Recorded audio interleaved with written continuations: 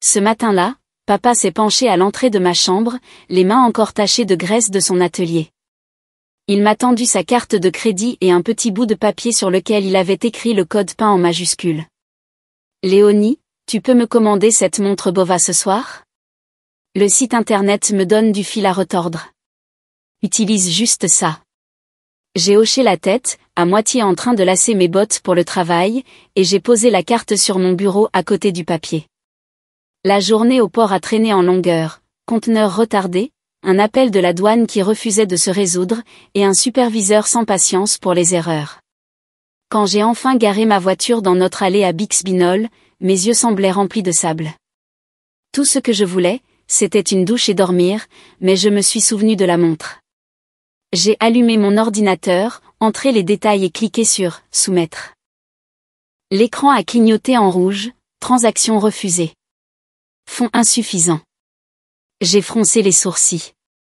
Papa n'était pas négligent et cette carte était destinée aux achats importants. J'ai réessayé. Même message. Perplexe, j'ai vérifié la page du solde.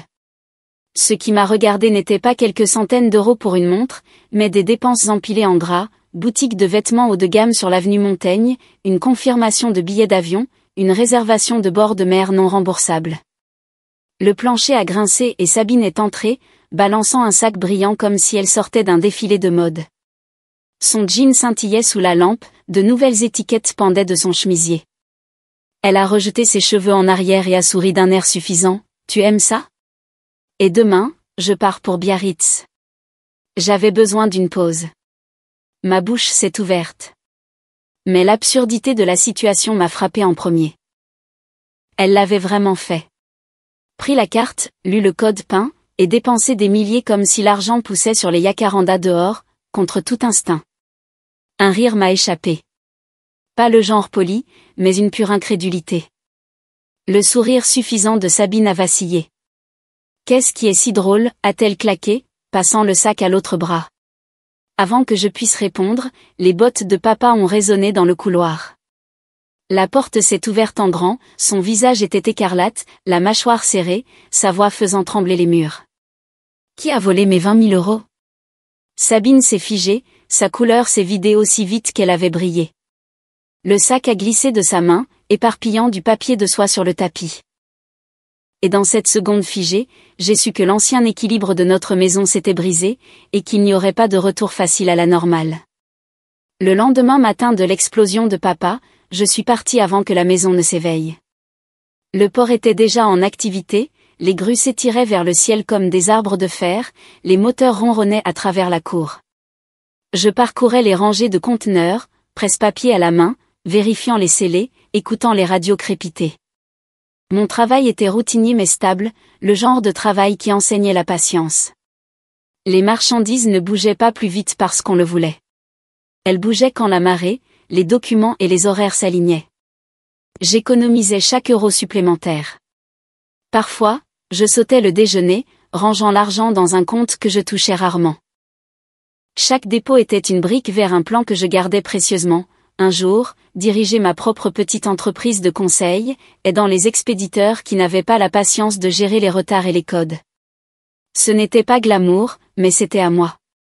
Sabine vivait dans un monde différent. Elle appelait ça la liberté.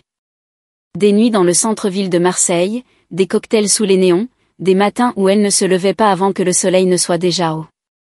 Ses réseaux sociaux étaient remplis de sourires, d'amis drapés sur son épaule, de légendes sur le fait de vivre l'instant présent. À la maison, elle racontait des histoires de fêtes et de rencontres fortuites avec des gens qui la comprenaient. Mes parents riaient avec elle, les yeux brillants de fierté.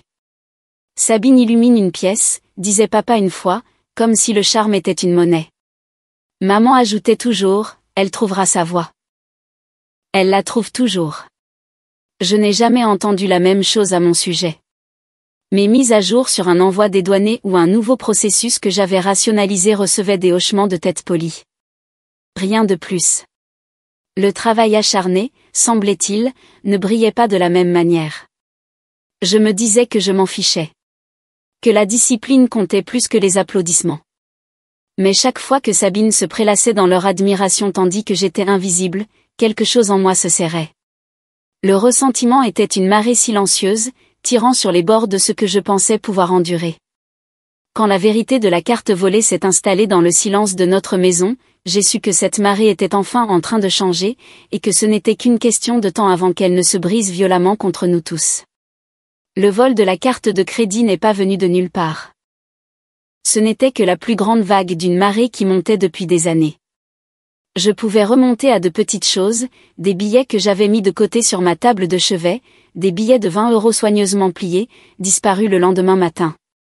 Au début, je pensais m'être trompé de compte ou l'avoir dépensé sans m'en souvenir, mais le schéma s'est répété, chaque disparition correspondant au jour où Sabine était excitée par de nouveaux bibelots ou des sorties.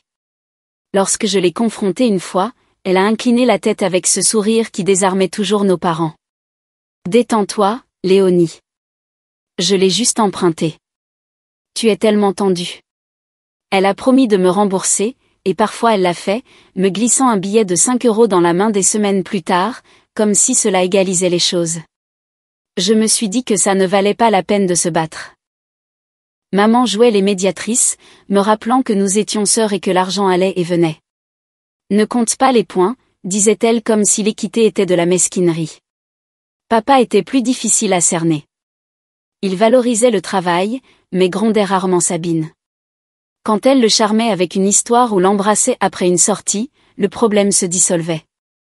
Je restais avec mon irritation comme une contrebande, invisible pour tous les autres. La colère venait en premier, mais la culpabilité suivait toujours. Peut-être étais-je trop rigide, trop sérieuse, trop réticente à laisser les choses passer. La légèreté de Sabine me faisait paraître lourde en comparaison, et une partie de moi se demandait si c'était ma faute. Si je souriais plus, plaisantais plus, me verrait-il différemment? La carte a changé ça. Ce n'était plus un billet de 20 € manquant ou une excuse bancale. C'était des milliers d'euros en vêtements de luxe, des billets et des vacances auxquelles je n'avais pas été invitée. C'était la preuve que la trace des petites pertes nous avait menés tout droit au bord de quelque chose que nous ne pouvions plus ignorer. Et en regardant le visage de papa se durcir et la voix de maman faiblir, je savais que le moment des comptes, qui avait été repoussé, était enfin à notre porte. Cette nuit-là, je me suis assise à mon bureau avec la carte toujours posée là où papa l'avait laissée, le bout de papier à côté comme une accusation. J'ai revécu la matinée dans ma tête. Papa s'était penché, m'avait demandé de commander la montre, et avait déposé les 2 objets bien en vue. J'étais sortie en hâte, me disant que ça pouvait attendre le soir. Je n'y avais pas pensé quand Sabine avait passé la tête dans ma chambre plus tard, prétendant avoir besoin de mon chargeur. Elle s'était attardée plus longtemps que d'habitude, les yeux balayant le bureau avant de partir. La preuve était là maintenant, noir sur blanc. Confirmation de billets d'avion, réservation d'hôtel, achat de boutique, le tout facturé sur cette carte. Un acompte dans un complexe hôtelier en bord de mer à Biarritz, non remboursable. 2 billets d'avion au nom de Sabine. Prévus pour le lendemain matin. Mon pouls battait la chamade alors que je faisais défiler l'écran. Ce n'était pas une poignée de billets. Ce n'était pas quelques verres achetés avec de l'argent emprunté. C'était une fraude commise avec la confiance de papa comme garantie. Je pouvais presque entendre sa voix se justifier à elle-même. La carte était laissée à découvert, le code peint écrit. C'était pratiquement une invitation. C'était la logique de Sabine. Plier la réalité jusqu'à ce qu'elle la serve. Mais les invitations n'excusent pas le vol, et la négligence ne justifie pas la trahison. Ce qui me troublait le plus n'était pas seulement l'argent. C'était à quel point elle avait rendu cela facile. Aucune hésitation, aucune peur, seulement la confiance qu'elle s'en sortirait. Elle avait pénétré mon espace, pris ce qui n'était pas à elle, et construit un week-end de rêve sur les fondations du travail de quelqu'un d'autre. Je me suis assise en arrière sur ma chaise, fixant le solde décroissant sur l'écran. Papa m'avait confié son compte, et j'avais laissé la porte ouverte. Sabine était passée sans hésiter. Quand son rire a flotté dans le couloir plus tard, j'ai su que la confrontation qui nous attendait n'était pas seulement une question d'argent. Il s'agissait de chaque excuse, de chaque rejet, de chaque fois que nous avions détourné le regard, et maintenant il n'y avait plus nulle part où regarder sinon directement vers elle. Le couloir semblait plus étroit que d'habitude, les murs se refermant tandis que la voix de papa faisait trembler l'air. Sabine se tenait là, ses sacs de course encore à moitié ouverts, ses yeux dardant entre nous comme un animal piégé cherchant une issue. « Tu as tout dépensé ?» a tonné papa, sa main serrée autour du relevé que j'avais imprimé. 20 000 €. Tu crois que je travaille toutes ces années pour que tu te pavanes dans des vêtements de créateur et que tu réserves des vacances? Le menton de Sabine s'est levé, son ancienne arme de confiance brillant un instant. Ce n'était pas comme ça, a-t-elle dit rapidement. J'ai juste laissé la carte traîner. Le code peint était écrit juste là. Comment est-ce ma faute si elle a pratiquement invité les ennuis? Ces mots ont lourdement atterri, mais pas aussi lourdement qu'ils auraient pu le faire autrefois.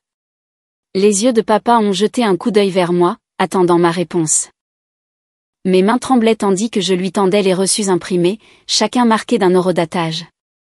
J'étais au port toute la journée, ai-je dit, ma voix plus stable que je ne me sentais. Chaque dépense correspond aux heures où j'étais parti.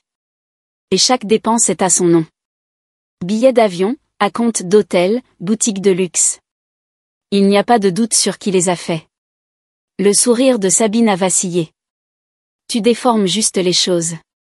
Je ne savais pas que c'était la carte de papa. Je pensais que c'était la tienne. J'ai pensé que ça ne te dérangerait pas après tout ce que tu as accumulé. Le visage de papa s'est durci à cela. Il m'a regardé, puis l'a regardé, et quelque chose dans son expression a changé. Pendant des années, il avait ri de ses histoires, écarté mes plaintes silencieuses. Mais maintenant, le poids du papier et des chiffres pesait lourdement dans ses mains, indéniable. Maman est apparue de la cuisine, se séchant les mains sur une serviette, la confusion obscurcissant son visage. « Qu'est-ce qui se passe ?» a-t-elle demandé, ses yeux nous balayant. Je n'ai pas répondu. Je n'avais pas à le faire. Papa lui a tendu les reçus et elle a lu silencieusement, ses lèvres se serrant. Pour la première fois, les excuses faciles ne sont pas venues. Sabine a essayé à nouveau. Plus doucement maintenant. Papa, c'était juste une erreur. Je te rembourserai. Mais personne n'a bougé pour la protéger. L'air dans le couloir tenait un nouvel équilibre, comme si le sol lui-même avait basculé sous nous. Et dans ce silence, je savais que le règlement de compte ne faisait que commencer. La maison est restée tendue pendant 2 jours. Le silence n'était brisé que par de courtes commandes et le claquement des portes. Papa parlait à peine au dîner, ses yeux fixés sur son assiette. Maman se déplaçait avec précaution entre nous, comme si un seul faux mot pouvait déclencher une autre explosion. Sabine m'évitait entièrement, s'enfermant dans sa chambre comme si le couloir lui-même était devenu un terrain hostile.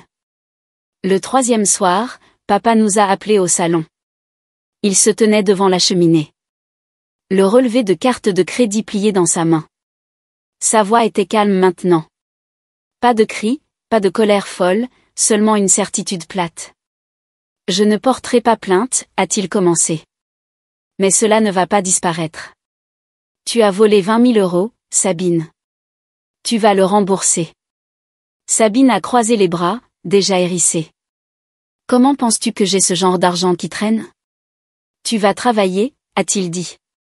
Chaque salaire, chaque pourboire, chaque prime, tout ce que tu gagnes va directement à cette dette jusqu'à ce qu'elle disparaisse. Son rire était court, cassant. Tu es sérieux? Oui, a répondu papa. Et pour m'assurer qu'il n'y ait pas d'excuses, Léonie m'aidera à rédiger l'accord. Il sera signé, attesté et clair. Plus de disputes. Tous les yeux se sont tournés vers moi. J'ai dégluti difficilement, mais j'ai hoché la tête. Cette nuit-là, je me suis assise à la table de la cuisine avec un bloc-notes juridique, rédigeant un plan de remboursement qui décomposait la somme en mensualités. Ce n'était pas rapide. Cela prendrait des années, mais c'était contraignant. Quand j'ai tendu les pages à papa, il a lu chaque ligne, puis les a glissées sur la table vers Sabine. Elle les a survolées, sa mâchoire se serrant. C'est ridicule, a-t-elle murmuré. Vous me traitez comme une criminelle. Tu nous as traités comme des idiots, a répondu papa. Maintenant, tu vas arranger les choses. Pendant un long moment, j'ai pensé qu'elle refuserait. Puis, avec une inspiration brusque, elle a attrapé le stylo sur le comptoir et a griffonné son nom en bas. La signature a saigné sur la page, sombre et irrégulière, mais elle était là. Papa a plié les papiers et les a rangés dans une enveloppe, les scellant comme s'il fermait un coffre-fort. Le poids dans la pièce a changé. Le jugement avait été rendu, non pas devant un tribunal, mais dans notre propre salon, et la lente arithmétique du remboursement venait de commencer. Sabine a trouvé un emploi dans un entrepôt à Vitrolles, le genre d'endroit où les équipes travaillaient 12 heures et l'air sentait la poussière et l'huile. Papa Y a conduite le premier jour, restant près de la voiture jusqu'à ce qu'elle franchisse les portes métalliques. Pour une fois, il n'a ni souri ni salué. Il a juste attendu qu'elle disparaisse à l'intérieur, puis a tourné la clé en silence. La première semaine, elle est rentrée les mains abîmées et l'air renfrogné. Elle a claqué ses bottes contre le mur, marmonnant des choses sur des superviseurs qui aboyaient des ordres et des collègues qui la traitaient comme si elle n'était personne. La deuxième semaine, elle avait déjà commencé à arriver en retard, la circulation, affirmait-elle, bien que tout le monde sût que le bus roulait à l'heure. La nuit, je l'entendais marcher dans sa chambre. Le cliquetis des cintres alors qu'elle tirait des vêtements de son placard. Peu après, des pièces de sa nouvelle garde-robe ont commencé à disparaître. J'ai croisé une boutique d'occasion sur la rue d'Aubagne un après-midi et j'ai vu l'une de ses blouses dans la vitrine, les étiquettes encore pendantes. Elle vendait ce qui avait été ses trophées. Chaque vente lui permettant de couvrir l'essence ou les courses, tandis que le reste de son salaire allait directement dans l'enveloppe de remboursement de papa. Son éclat social s'est estompé tout aussi rapidement. Les amis qui inondaient autrefois son téléphone d'invitation sont devenus silencieux. Les photos de barres bondées et de rires tardifs ont cessé d'apparaître sur ses réseaux. Quand je passais devant sa chambre, je la surprenais parfois à faire défiler de vieilles photos. Son visage éclairé par un écran qui ne reflétait plus la vie qu'elle avait construite pour le spectacle. Maman, qui avait toujours été prompte à adoucir les angles, ne se précipitait plus pour la défendre, elle cuisinait, nettoyait et continuait. Mais quand Sabine se plaignait de l'injustice de tout cela, maman se contentait de serrer les lèvres. C'était comme si le réservoir d'excuses s'était enfin tari. En regardant ma sœur rapetisser sous le poids de ses propres choix, j'ai ressenti un mélange étrange de soulagement et de pitié. Elle avait été intouchable si longtemps, la chérie, la lumière dans chaque pièce. Maintenant, l'éclat avait disparu, et il ne restait que la vérité brute qu'elle ne pouvait plus cacher. C'est arrivé un mardi. Sabine est rentrée avant midi, les épaules affaissées, une lettre pliée à la main. Elle n'a pas eu besoin de le dire. Le silence s'accrochait à elle comme la poussière du sol de l'entrepôt. Papa a lu la page, les yeux se plissant tandis qu'il parcourait les mots. Licenciement pour retard répété, non-respect des instructions, manque de performance. Il a posé la lettre sur la table sans parler. Pendant un long moment, le seul son a été le tic-tac de l'horloge au-dessus du frigo. Puis il a dit, calmement mais fermement, tu n'as plus de chance. Tu trouves un nouveau travail immédiatement ou tu quittes cette maison. La bouche de Sabine s'est ouverte, prête à argumenter. Mais maman l'a interrompue, non pas avec des mots de réconfort, mais avec un hochement de tête silencieux et tremblant. Ton père a raison, a-t-elle dit. Nous ne pouvons plus faire semblant que ce n'est pas ce que c'est. La pièce a semblé basculer. Pendant des années, maman avait été le bouclier de Sabine, aplanissant ses erreurs, les transformant en phases inoffensives. L'entendre prendre le parti de papa a laissé Sabine cligner des yeux comme si le sol s'était dérobé sous ses pieds.